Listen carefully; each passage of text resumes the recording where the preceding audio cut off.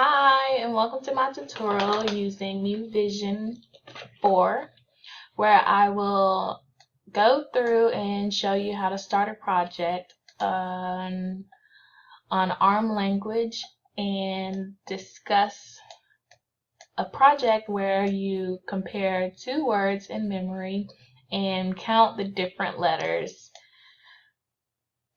Okay, let's get started. So first you go to Project, and you start with new MuVision project, and you go ahead and you click your folder. I already started a folder, so Prac 101 is mine, and let's call it Hello World.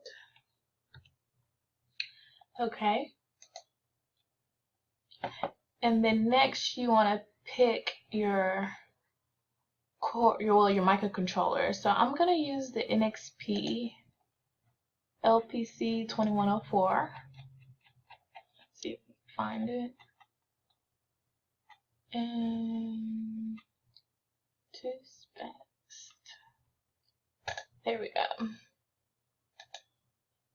And you want to click no on startup.s file, and you want to create your own. New. And we'll save as in the same folder, but you want to give it a .s description.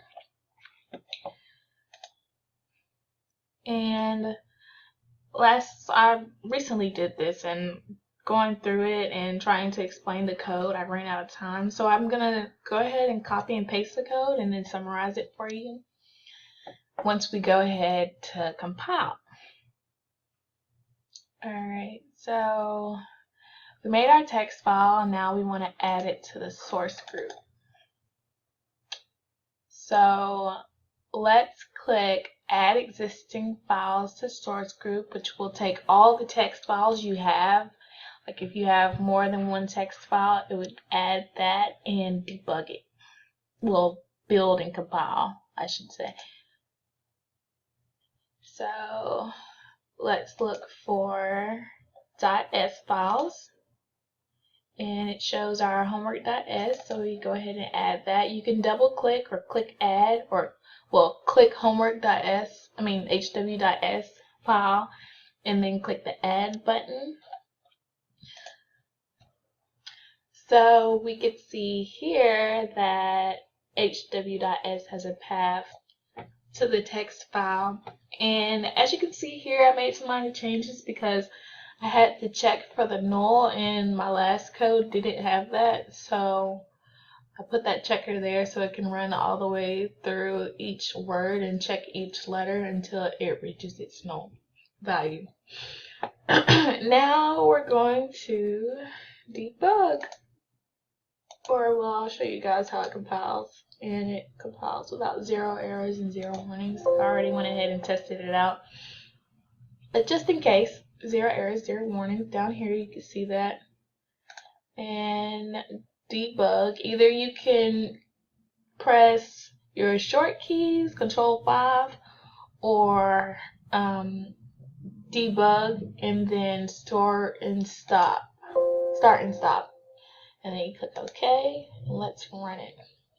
Here you can see in the disassembly that your registers are loading and what's going on with the program counter, where it's at and counting. And down here you can trace in memory where everything is, basically. I went ahead, I probably already said this, and uploaded the ASCII chart so you can follow along in the code, and I'll go ahead and step through it. So it's loading both addresses of the words into R1 and R2, and it's stepping into the loop where it starts loading each letter into R3 and R4. And that's where we can start seeing some action. So where the hexadecimal numbers of the ASCII chart are doesn't numbers, but the letters of the ASCII chart are. So it loads both S and capital S into memory. And you can see over here S73 and R3, yes, correct. And then 53 in capital S into R4. And now we're gonna do our check. So now we're checking to see if it's a null. And let's see. Is R3 at the end of its word? And no, it still has some value. And it skips that. Now it's checking to see, are they the same letter? And if it's not cap, is it the same letter? And it fails that. Now we check to see if they're 32 apart. As you can see, or not 32 apart, correct, 32 apart. As you can see, 83 and 115 in decimal value.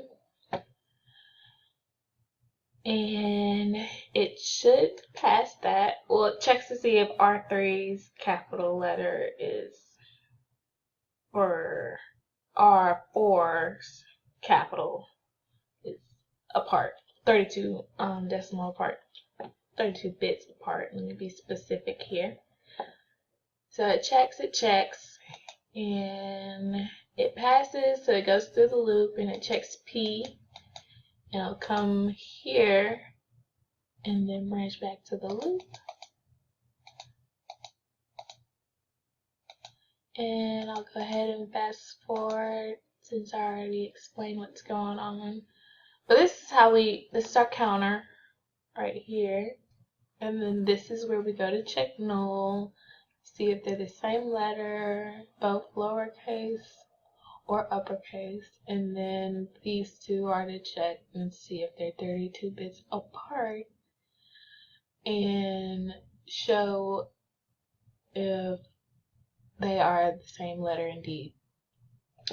And what I also want to mention is memory, and going in memory and finding where some of these numbers are held, which is pretty neat. Let's check out the address of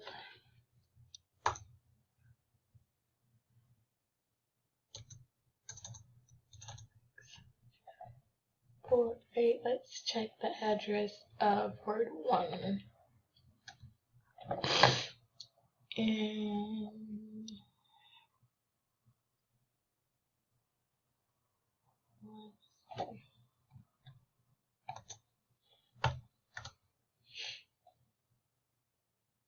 there you go.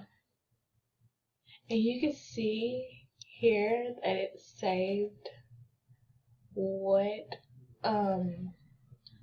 letters were being stored and manipulated. So that ends my tutorial, and I'm glad y'all could join me. Hopefully I can have another one for you guys to check out.